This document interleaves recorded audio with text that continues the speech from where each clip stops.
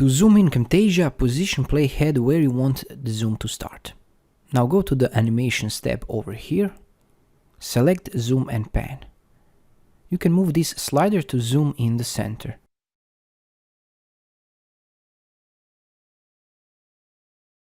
Or grab these little dots and move them around to position zoom exactly where you want it. You can see that the zoom effect will appear on the timeline in the form of an arrow. You can stretch it to slow it down. Or you can play with scale, opacity, rotation and so on in the Properties panel. To revert back to the original, position playhead where you want zoom effect to end and just click Scale to fit. Of course, you can move the zoom effect across the timeline to fine-tune it. To delete it, just select it on the timeline and hit Delete on your keyboard. And this is it, a quick video about the zoom effect in Camtasia.